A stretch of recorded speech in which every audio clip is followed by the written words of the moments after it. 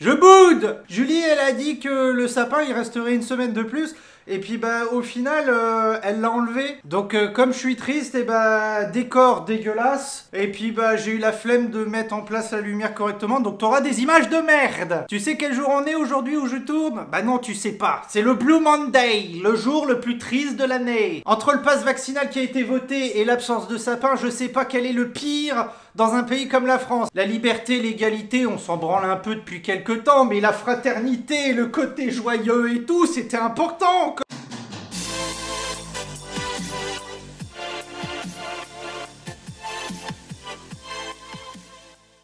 Oh la famille CQ! Bienvenue sur la chaîne justement de la famille Q. Aujourd'hui on se retrouve pour une nouvelle vidéo. Je vais en profiter pour remettre des images d'Olive, de Psycho, chiot, comme ça t'auras pas trop ma gueule dans un univers dégueulasse et triste. Pour que tu comprennes bien le détail que je vais donner sur la vidéo d'aujourd'hui, je t'invite à aller voir d'abord, après, on s'en fout, tu fais ta vie, tu l'ouvres dans un deuxième onglet, ou alors tu l'as déjà vu et t'es quelqu'un de bien.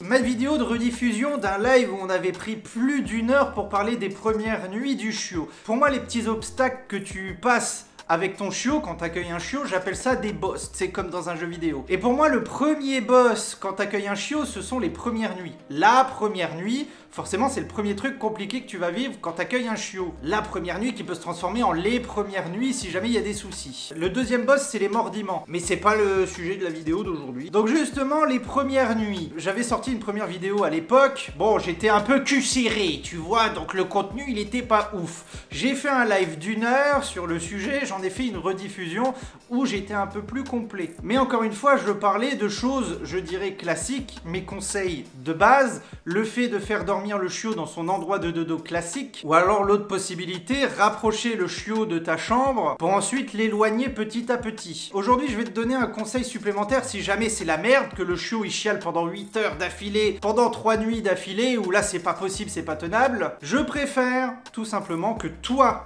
tu te rapproches du chiot plutôt que tu rapproches le chiot de toi. Ça veut dire quoi? Ça veut dire que même aujourd'hui, avec l'expérience dans la famille Q qui s'agrandit au quotidien, je déconseille toujours, et je changerai pas d'avis, de faire dormir le chiot dans sa chambre. Ceci évidemment ne s'applique pas à quelqu'un qui vit dans un studio et qui du coup va directement dormir dans la même pièce que le chiot. 100% des cas d'hyper-attachement que j'ai eu, qu'on est venu me raconter, le chiot dormait dans la chambre. Est-ce que ça veut dire, et je réponds tout de suite à la question avant que tu la poses en commentaire, mais n'hésite pas à le faire quand même, ça fait des commentaires, c'est sympa, que 100% des chiots qui dorment dans la chambre auront un hyper-attachement? Non. Mais dans la famille Q, on préfère prévenir que guérir. Comme Chef Gaër a l'habitude de le dire aux gens, c'est plus facile d'interdire et d'autoriser plus tard que d'autoriser et interdire plus tard. Pour le chien, c'est super dur de le faire dormir dans la piaule pendant 2 mois pour ensuite le virer de la piaule, même si tu y vas petit à petit. C'est plus simple d'accoler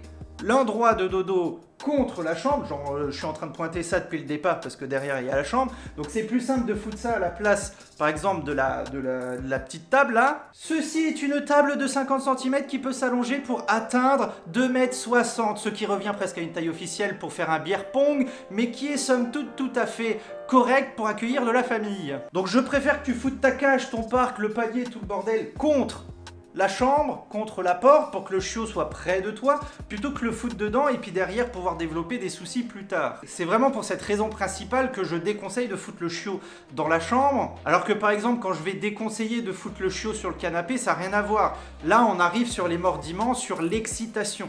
Rien à voir. Et certainement pas pour une question de dominance de merde qui n'existe pas. Aujourd'hui, je vais te dire un peu l'opposé, mais c'est exactement le même principe, c'est se rapprocher du chiot. Donc là, tu vas le faire matériellement, c'est te rapprocher toi-même du chiot. Quand vraiment les premières nuits ça se passe pas bien du tout, ça sert à rien de continuer de s'acharner sur le chiot, même si on va se dire que à un moment il va s'y habituer. On n'est pas non plus des gros connards dans la famille, on va pas non plus faire vivre un stress horrible au chiot de manière ininterrompue pendant je ne sais combien de jours, 1 semaine, 2 semaines, jusqu'à ce qu'il s'habitue de manière forcée. Ça sert à rien, sachant qu'on a des moyens de faire autrement. Et le moyen principal, c'est de se rapprocher de la bête. Donc tu as cette possibilité possibilité que j'ai déjà évoquée, de rapprocher la bête de ta chambre et de l'éloigner au fur et à mesure jusqu'à l'endroit de dodo, la place que tu voudrais dans ton chez-toi, ou alors le laisser contre ta chambre si tu t'en bats les couilles. Hein. Mais si tu veux que le chiot dorme dans un endroit éloigné de la chambre, tu as cette possibilité qui t'est offerte de toi te rapprocher du chiot. Je te prends un exemple. Tu fous ton chiot dans un parc, dans un coin, dans le séjour. On est sur le cas d'un chiot qui vit très mal les premières nuits. Plutôt que forcer, plutôt que foutre ton chiot dans ta chambre, tu as un truc qui marche vraiment bien, que plein de gens dans la famille ont fait, c'est soi-même se rapprocher, par exemple dormir sur le canapé. Ta bête, elle est dans le séjour, et toi tu dors sur le canapé, pas loin de ta bête, ça la rassure, tout le monde est content, le chiot queen peut-être légèrement, mais arrête d'hurler à la mort pendant 8 heures, et ben c'est formidable. Là peut-être que t'es en train de te dire, ouais mais moi je veux pas passer ma vie à dormir sur le canapé, parce que j'ai un lit queen size, il est formidable, on est bien avec ma petite dedans. Pas de stress, tranquille, c'est comme quand tu accoles l'endroit de dodo à ta chambre, que tu éloignes petit à petit. Je suis pas en train de te dire que tu vas éloigner le canapé dans le séjour pour le rapprocher de ta chambre.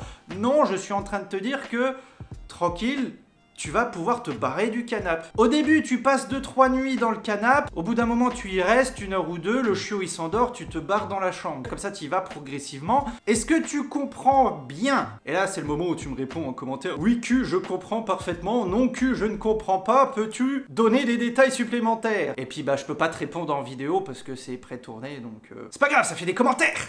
J'arrête de dire de la merde, c'est vraiment un vrai conseil que je te donne, c'est quelque chose qui fonctionne, qui marche, qui apaise le chiot, qui permet ensuite de revenir à la situation que tu voulais, sans que ce soit la guerre. Dans la famille Q, on n'est pas pour les extrêmes, je déteste l'extrémisme dans l'éducation canine, malheureusement il y en a beaucoup, donc ce serait quand même étonnant que je te donne des positions extrémistes où on peut pas varier en fonction du chiot. Surtout que j'ai l'habitude de dire depuis 2 ans que chaque chiot est différent. Donc on s'adapte, on part sur un principe.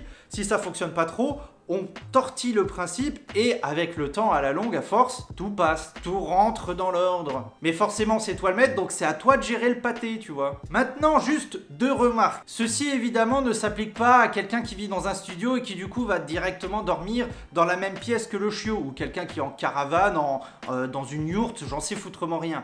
Évidemment, je préfère le dire parce que souvent on me demande oui mais Q, du coup je suis en studio, comment que je fais? Tu lui fais son coin, tu dors dans ton canapé lit convertible, BZ, clic-clac, je m'en branle, tu dors normal et puis ça va se faire. Les conseils que je te donne c'est quand tu as le choix, quand t'as pas le choix tu fais comme tu peux, on s'adapte comme on peut, si t'as le choix, j'essaye de te conseiller pour que tu fasses au mieux. Maintenant, si ça manque d'huile dans les rouages, on met un petit peu d'huile d'olive, comme ça ça glisse bien, ça prend un peu plus de temps, c'est un peu plus chiant pour toi le mettre, mais ça passe au bout d'un moment. Et la seconde remarque, n'hésite pas à t'abonner, à mettre un petit pouce vers le haut, à me dire en commentaire ce que t'en penses, comment ça s'est passé pour toi à l'époque ou actuellement parce que t'as un chiot. N'hésite pas à raconter ta vie, on est là pour ça dans la famille Q sert à ça. J'en ai fini de blablater, me fatigue moi-même, bisous.